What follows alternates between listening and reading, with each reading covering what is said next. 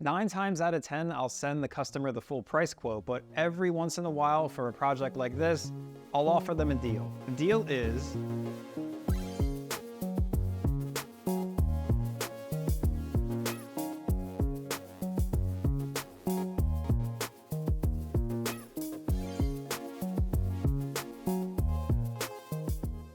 some days I get to just hang out and play with lasers, but most days are actually work days where I have to cut, pack, and ship orders for my laser business. So today we're going to go step by step through a custom order that I got on Etsy. I'm going to show you how I talk to the customer, how I prep the files. I'm going to show you how I cut, pack, and ship everything. And then also at the end, we'll talk about how I price this job. Let's get started. I'm going to need a lot of acrylic for today's work, and it looks like I'm running low. I head over to my longtime plastic supplier, Everything Plastic, to pick up some more. It's also a good time to drop off my scraps.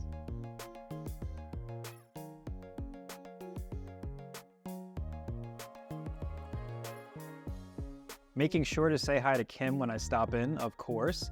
I've been buying from Everything Plastic for many years and even have my own little nook in the back of the store.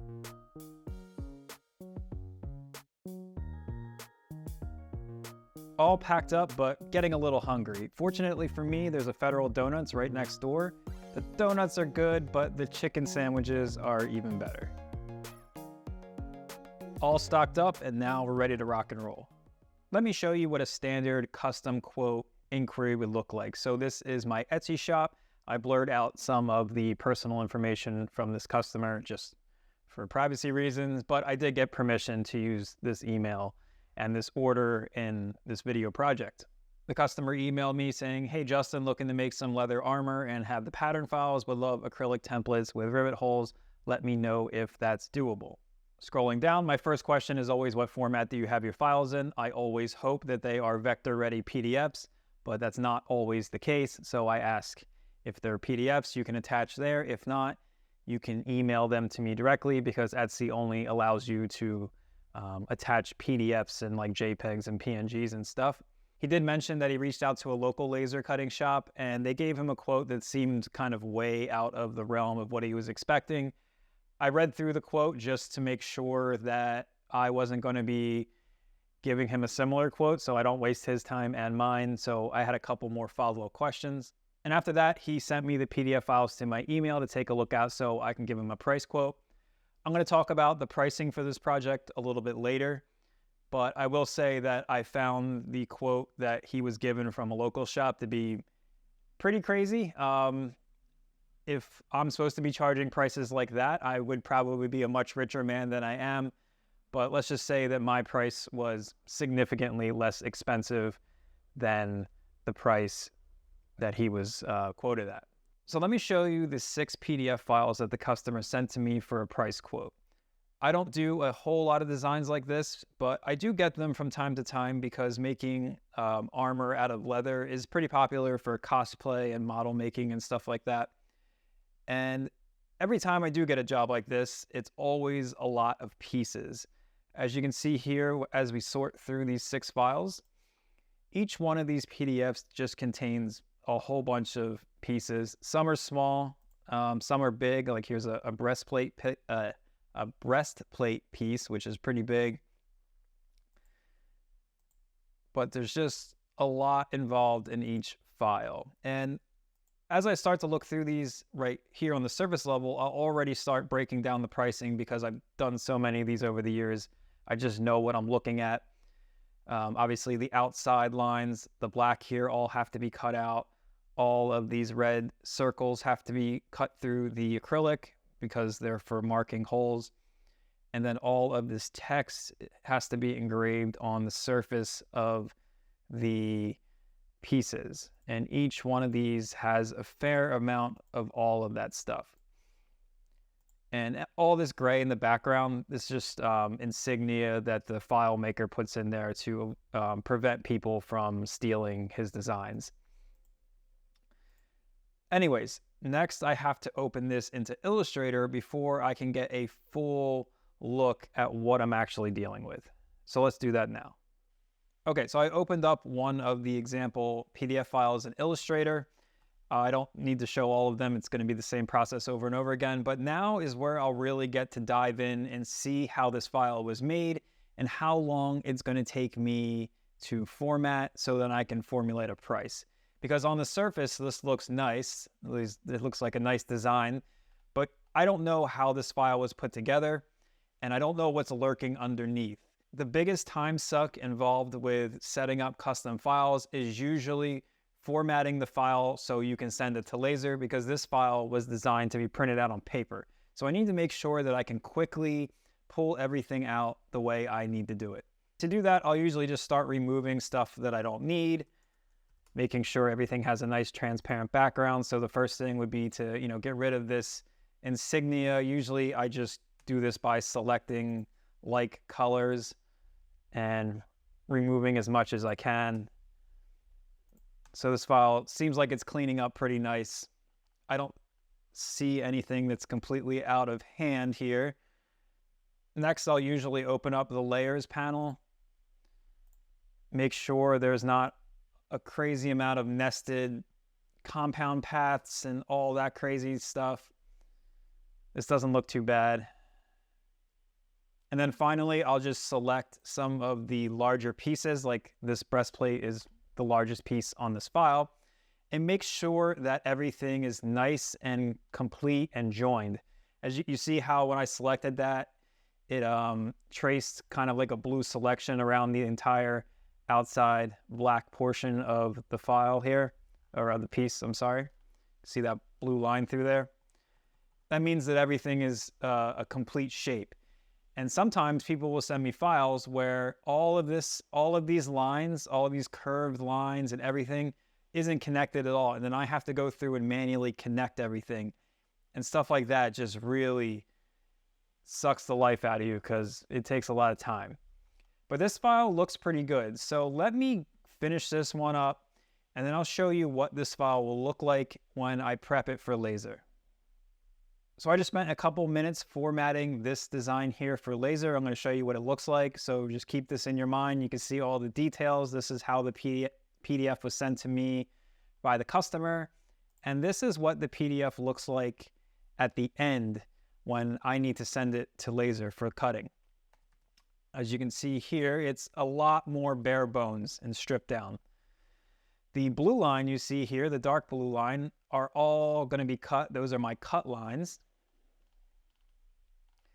The teal line, the lighter blue, is a score line, so that's going to be scored onto the surface of the acrylic. And then all of the text is going to be engraved on the surface of the acrylic. I shrunk down some of the text just to save some time and save the customer a little bit of money, because the larger the engraving, the longer it's going to take. And when you're running jobs like this, the cutting actually goes pretty fast. It's the engraving of the text that actually takes the longest and increases the price of the job more. So I'll often ask my customer if they have a lot of large text on their files, if they want to shrink it down a little bit to save a little bit of money. And 95% of the time they're like, yes, I'm not even thinking about the text. This is just for identification purposes on what piece goes to what set. All right, Lightburn, one last step before we start cutting. This looks a little bit different than what you previously saw. All the sheets I cut on are 28 by 15, so they're just regular rectangles, and that's basically the size of my laser bed. These shapes are very awkward, so nesting inside of this 28 by 15 sheet is going to be a little bit awkward, but I'll worry about that off camera. That's not for right now. But the shapes don't look that much different because I already set everything up in Illustrator. A lot of people ask me why I use Illustrator instead of just doing this in Lightburn. You can do a lot of this in Lightburn, but one, I've been using Illustrator since way before Lightburn even existed, and I'm just used to the workflow. And two, I find that the object layering capability on Lightburn isn't as good when you have to format stuff that other people made. So the way I had to go through and select lines and dig deep through the object layers to make sure everything was just one layer. That kind of stuff is a lot harder in Lightburn, I find, than it is in Illustrator, at least for me.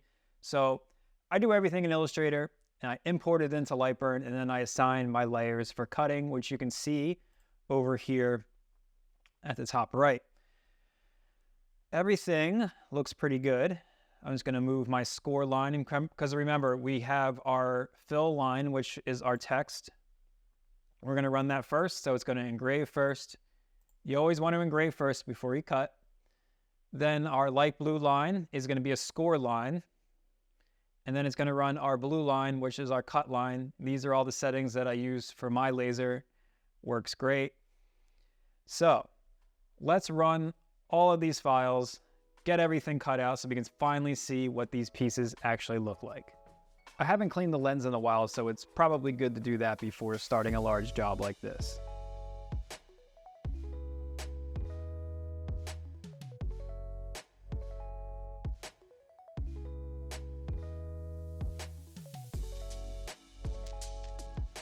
I managed to find a fresh nozzle at the bottom of my toolbox. That's a win. The current one isn't looking so hot.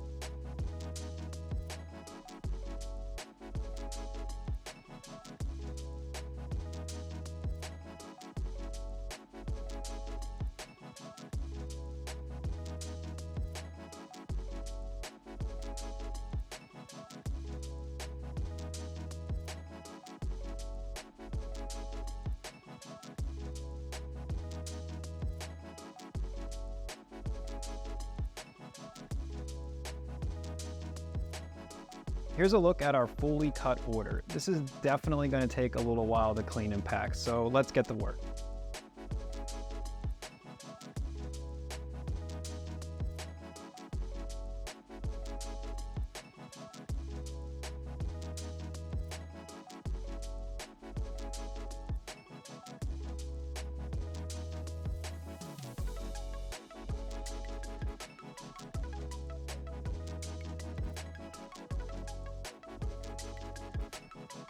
The shipping cost for this order might be pretty high because my customer lives in Vancouver, Canada, and I'm on the east coast of the US.